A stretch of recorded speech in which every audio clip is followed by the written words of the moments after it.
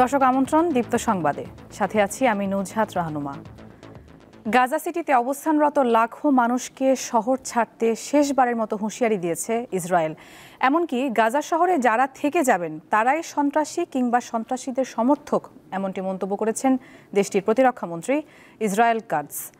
সংবাদ মাধ্যম Al Jazeera জানিয়েছে, অবরুদ্ধ গাজা ভূখণ্ডে তীব্র হামলা চালাচ্ছে ইসরায়েল। এছাড়া গাজায় ইসরায়েলি হামলায় বৃহস্পতিবার ভোর থেকে অন্তত 53 ফিলিস্তিনি নিহত হয়েছেন, যাদের মধ্যে গাজা সিটিতেই অন্তত 10 জন নিহত হয়েছেন। এতে করে গাজাতে প্রায় 2 বছর ধরে চলা ইসরায়েলি আগ্রাসনে মোট প্রাণহানি বেড়ে দাঁড়িয়েছে 66,225 জনে।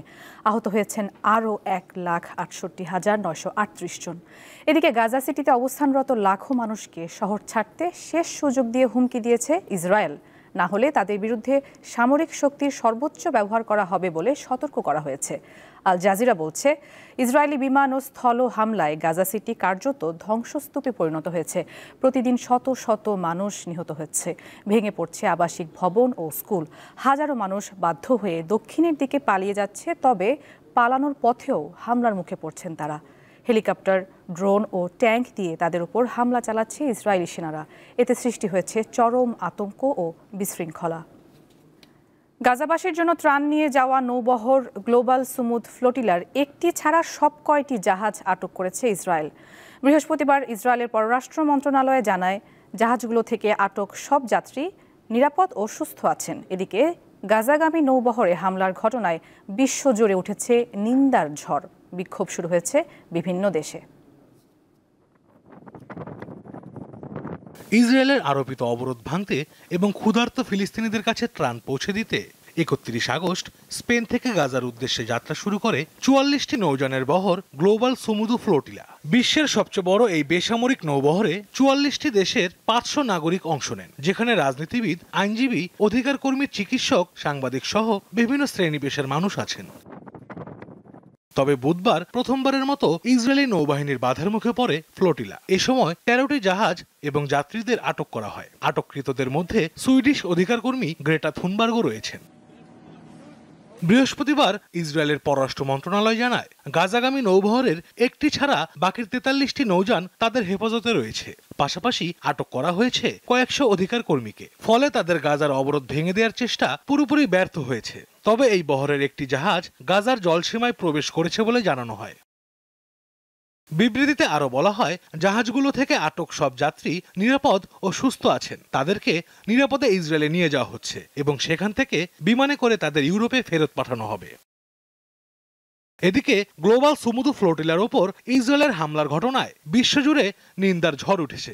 এটিকে ইসরায়েলের বেআইনি কর্মকাণ্ড হিসেবে আখ্যা দিয়েছেন বিশ্ব নেতারা। একে সন্ত্রাসী কর্মকাণ্ড বলছে তুরস্ক। পাশাপাশি এর প্রতিবাদে মালয়েশিয়া, স্পেন, ইটালি, জার্মানি, তুরস্ক, গ্রিস সহ বহু দেশে শুরু হয়েছে ব্যাপক বিক্ষোভ। এছাড়া আর্জেন্টিনা, মেক্সিকো ও কলম্বিয়াতেও রাস্তায় নেমেছে মানুষ। আশরাফ শুভ, দীপ্ত, বার্তাকক্ষ। মৌসুমি বায়ু বাংলাদেশের ওপর সক্রিয় এবং উত্তর বঙ্গোপসাগরে প্রবল অবস্থায় রয়েছে। এর ফলে দেশের 9 অঞ্চলের উপর দিয়ে ঝোড়ো হাওয়া সহ বজ্রবৃষ্টির পূর্বাভাস দিয়েছে আবহাওয়া অধিদপ্তর। এতে বলা হয়, ঢাকা, ফরিদপুর, খুলনা, বরিশাল, পটুয়াখালী, নোয়াখালী, কুমিল্লা, চট্টগ্রাম এবং কক্সবাজার অঞ্চলসমূহের উপর দিয়ে দক্ষিণ বা দক্ষিণ পূর্ব দিক থেকে ঘন্টায় 45 থেকে 60 কিলোমিটার বেগে অস্থায়ীভাবে দমকা বা ঝোড়ো হাওয়া সহ বৃষ্টি বা বজ্রবৃষ্টি হতে পারে। এসব এলাকার নদী বন্দরসমূহকে 1 নম্বর সতর্ক সংকেত দেখাতে বলা হয়েছে। প্রজনন নিরাপদ করতে ইলিশ নিধনে নদী ও সাগরে 22 দিনের নিষেধাজ্ঞা শুরু হচ্ছে আজ মধ্যরাতে, যা শেষ হবে আগামী 25 অক্টোবর। এই সময়ের মধ্যে নদী সাগরে ইলিশ আহরণ, ক্রয় বিক্রয় ও পরিবহন নিষিদ্ধ।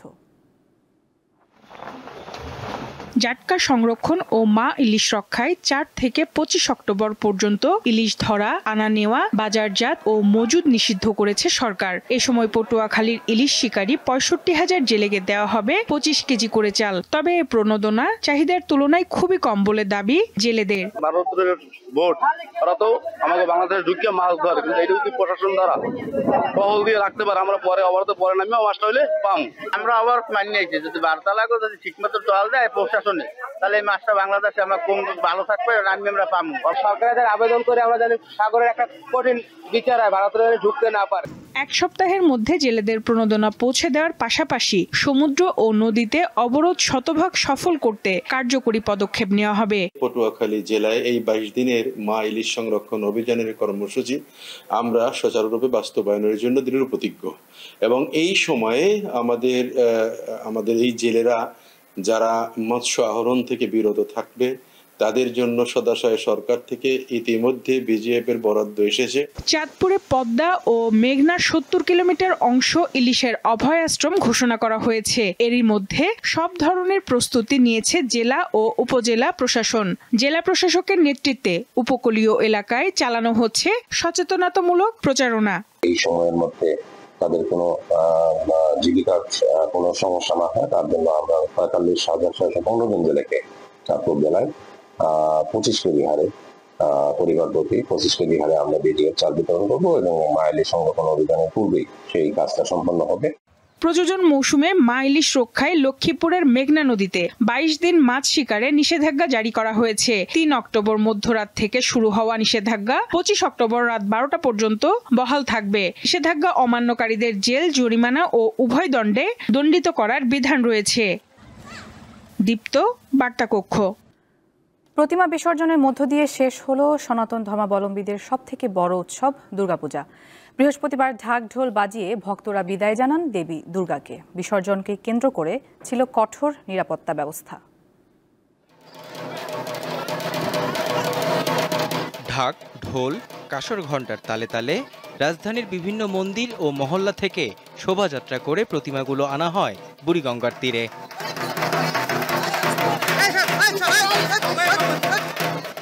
সনাতন ধর্মাবলম্বীদের বিশ্বাস, হিংসা, লালসা ও অসুরী শক্তিকে বিসর্জনের মধ্য দিয়ে উদযাপন হয় বিজয়া দশমী। ভক্তদের মতে এসব প্রবৃত্তিকে বিসর্জনের মধ্য দিয়ে ভ্রাতৃত্বের বন্ধনে আবদ্ধ হয়ে শান্তি প্রতিষ্ঠাই এই আয়োজনের মূল উদ্দেশ্য।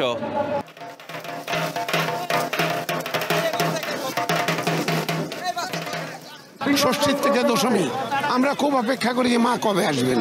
যেন সবাইকে মঙ্গল করেন, যেন সবাইকে সুস্থ রাখেন, ভালো রাখেন, এটাই মার কাছে একটাই প্রার্থনা, যেন পৃথিবীতে দেশে সবার শান্তি হয়।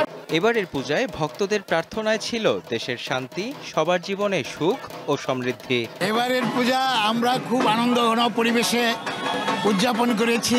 মা যখন চলে যাচ্ছে তখন অনেক কষ্টই লাগে, তো এই কষ্ট আবার এক বছরের জন্য তুলে রাখা। এদিকে বিসর্জনকে কেন্দ্র করে সদরঘাট এলাকা জুড়ে নেওয়া হয় কঠোর নিরাপত্তা ব্যবস্থা। পুলিশ, র্যাব, কোস্টগার্ডের পাশাপাশি নিরাপত্তায় কাজ করেছে সেনাবাহিনী, নৌবাহিনী সহ গোয়েন্দা সংস্থাগুলো। আগামী 3-4 ঘন্টার মধ্যে এই বিসর্জন সম্পন্ন হবে, শেষ হবে এবং কোনো নিরাপত্তাহানির ঘটনা ঘটবে না। এবছর বুড়িগঙ্গা, তুরাগ ও বালু নদের 10টি ঘাটে রাজধানীর 254টি পূজা মণ্ডপের প্রতিমা বিসর্জন দেওয়া হয়। মেহেদী হাসান, দীপ্ত সংবাদ, ঢাকা। বিসিবি নির্বাচনের প্রার্থী তালিকা চূড়ান্ত হয়েছে বুধবার। নির্বাচন থেকে সরে দাঁড়ানো ইন্দিরা ক্রিয়া চক্রের কাউন্সিলর রফিকুল ইসলাম বাবু বৃহস্পতিবার নির্বাচনের পুনঃসূচি ঘোষণার আহ্বান জানিয়েছেন। তিনি জানান, নির্বাচনের তারিখ পুনঃসূচি করলে যারা যোগ্য আছেন কিন্তু বিভিন্ন কারণে বাদ পড়েছেন বা কাউন্সিলরশিপ বাতিল হয়েছে তারা নির্বাচনে অংশ নিতে পারেন। এছাড়া পূর্ব ঘোষিত 6 অক্টোবরের বদলে নির্বাচন তারিখ পিছিয়ে দিয়ে অ্যাডহক কমিটি গঠনেরও পরামর্শ দেন তিনি।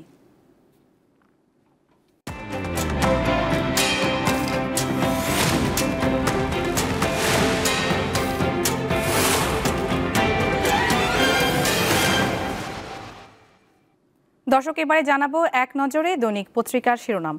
শুরুতে আমাদের হাতে আছে দৈনিক প্রথম আলো। শিরোনামে দেখতে পাচ্ছি, ইসরায়েলি আক্রমণের মুখে ফ্লোটিলাও, গাজা অভিমুখে ত্রাণবাহী নৌবহর। ইসরায়েলের এমন পদক্ষেপকে আন্তর্জাতিক আইন লঙ্ঘন বলা হচ্ছে। বিভিন্ন দেশের নিন্দা ও বিক্ষোভ। গাজার বাসিন্দাদের নতুন করে হুমকি, হত্যাযজ্ঞ চলছেই। প্রথম আলোতে আরও রয়েছে, মনোযোগ জুলাই সনদে আছে নির্বাচনী ঐক্যের চিন্তাও। 9টি দলের উদ্যোগ। সনদ বাস্তবায়নের পদ্ধতি নিয়ে মতভিন্নতার কারণে সমাধানের পথ খুঁজতে বিভিন্ন দলের সঙ্গে অনানুষ্ঠানিক আলোচনা। আরেকটি শিরোনাম রয়েছে, 4 দিন পর পুলিশের 3 মামলা, আসামি সহস্রাধিক। খাগড়াছড়িতে সহিংসতা বিষয় এই শিরোনামটি।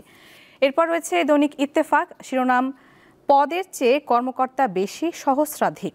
প্রশাসনে 1 বছরে পদোন্নতি 1817। আরেকটি শিরোনাম, গাজামুখী সুমুদ ফ্লোটিলাকে আটকে দিল ইসরায়েল, গ্রেটা থুনবার্গ সহ আটক অনেকে। বহরে থাকা একটি বাদে সব জাহাজকে তেল আবিব বন্দরে স্থানান্তর, বিশ্বজুড়ে বিক্ষোভ। এছাড়া রয়েছে সাগরে ঘূর্ণিঝড় শক্তি, 8 বিভাগে ভারী বর্ষণের আভাস। এরপর রয়েছে দৈনিক সমকাল, শিরোনাম বিশ্ববিবেক নাড়া দিল ফ্লোটিলা, গাজার পথে প্রবল বাধা। এ বিষয়ে বলা হয়েছে 16 বছর পর ফিলিস্তিনি জলসীমায় প্রথম নৌযান, আটক 443 জন। বিভিন্ন দেশে বিক্ষোভ, কূটনীতিক বহিষ্কার ও তলব। ইসরায়েলি বাহিনী আমাকে অপহরণ করেছে বলেছেন থুনবার্গ। আন্তর্জাতিক আইনের লঙ্ঘন বললেন বিশ্ব নেতারা। খেলার খবরে রয়েছে, পাকিস্তানকে উড়িয়ে বিশ্বকাপ শুরু জ্যোতিদের। এছাড়া আরও রয়েছে শিরোনামে, ওয়াশিংটনে এক কথা, ইসরায়েলে ফিরেই উল্টোটা। শহীদুল আলমদের কনসায়েন্স ফ্লোটিলা গাজামুখী।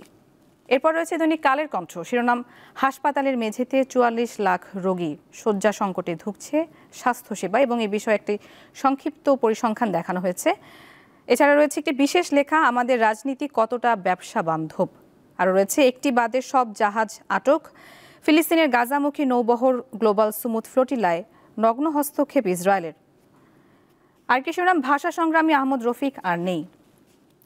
এরপর রয়েছে দৈনিক যুগান্তর, শিরোনাম ক্ষোভে ফেটে পড়ছে বিশ্ব, গাজামুখী ফ্লোটিলার নৌবহরে ইসরায়েলি হামলা। আরেকটি শিরোনাম, আরও বড় ক্ষতির হাত থেকে রক্ষা করুন, চীনের বন্দিদশা থেকে তরুণীর আকুতি। এবং ফ্লোটিলা থেকে ভিডিও বার্তায় থুনবার্গ জানিয়েছে, আমাকে অপহরণ করেছে ইসরায়েল। দর্শক, দেখে নিলাম আজকের দৈনিক পত্রিকার শিরোনামগুলো।